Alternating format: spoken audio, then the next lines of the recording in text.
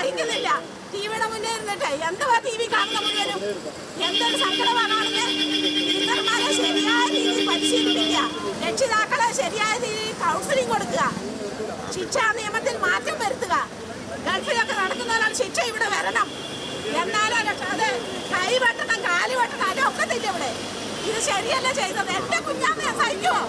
ഞാൻ ആ ജുവനൈൽ ഹോമിൻ്റെ മുന്നേ നിന്ന് പ്രതികരിച്ചതിനെക്കാട്ടി കഷ്ടമാണ് ഇവിടെ വന്നപ്പോൾ എനിക്ക് കാണാൻ പറ്റിയ അനുഭവം.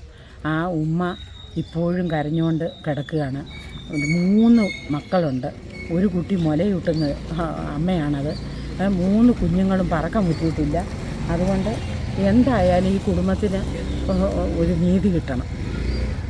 ഈ കുട്ടികളെ ഇങ്ങനെ ജുവനൈൽ ഹോമിൽ വെച്ച് പരീക്ഷ എഴുതിപ്പിക്കുന്നത് ശരിയല്ല. അവർക്ക് വേണ്ടുന്ന കൗൺസിലിംഗ് കൊടുത്തിട്ടൊന്നും ഇത് ശരിയാകാൻ പോകുന്നില്ല. ശരിയായിട്ടുള്ള ശിക്ഷാ നടപടികൾ ഈ കുട്ടികൾക്ക് കിട്ടിയിരിക്കണം. ഈ വീട്ടിലെ ദുഃഖം വന്ന് കണ്ടറിഞ്ഞാലേ അറിയത്തുള്ളൂ. അതുകൊണ്ട് വേണമെന്ന് എന്തുവാണെന്ന് വെച്ചാൽ ഈ കുട്ടികളെ എന്തായാലും ജയിലിൽ വിടേണ്ട കുട്ടികളെയാണ് ജുവനൈൽ ഹോമിൽ ഇട്ട് തീറ്റിപ്പോറ്റുന്നത്, പരീക്ഷ എഴുതിപ്പിക്കുന്നത്. പണ്ട് കോപ്പി അടിച്ചാൽ കൂടെ 3 വർഷം കഴിഞ്ഞിട്ട് പിന്നെ എഴുതിക്കുമായിരുന്നു പരീക്ഷ. പണ്ടല്ല, ഇപ്പോഴും അങ്ങനെയാണ് ആ നിയമം. പക്ഷെങ്കിൽ ഇപ്പോൾ അതല്ലല്ലോ നടന്നിരിക്കുന്നത്. കുട്ടിയെ ഒരു കൊലയാളികളെ പിറ്റേ ദിവസം തന്നെ പരീക്ഷ എഴുതിക്കുക. ഇതൊക്കെ എവിടുത്തെ നിയമമാണെന്ന്?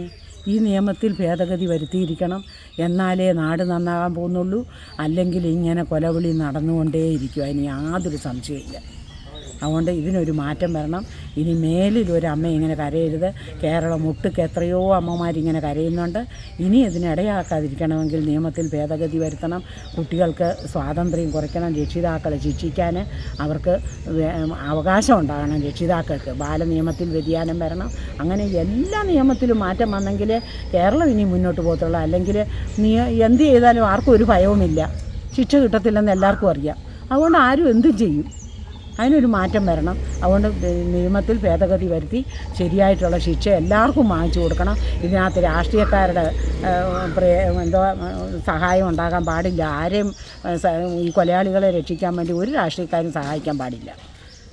ജാതിയും മതവും നോക്കാതെ രാഷ്ട്രീയക്കാർ ഇതിന് ഇറങ്ങി തിരിച്ച് ഗവൺമെൻറ് ആണെങ്കിലും കൊള്ളാം, കോടതി ആണെങ്കിലും കൊള്ളാം, ആരാണെങ്കിലും കൊള്ളാം, ഇതിന് വേണമെന്ന് പ്രതിവിധി ചെയ്താൽ ഇവരെ നീതി കൊടുക്കണം. എല്ലാവർക്കും കൊല നടന്നിടത്തൊക്കെ നീതി കിട്ടണം. കൊല നടന്ന എത്രയോ വീടുകളുണ്ട്, അവിടെയൊക്കെ നീതി കിട്ടണം. അത് അഡൽട്സിനാണെങ്കിലും കൊള്ളാം, ചെറിയ കുട്ടികൾക്കാണെങ്കിലും കൊള്ളാം, എല്ലാവർക്കും നീതി കിട്ടണം.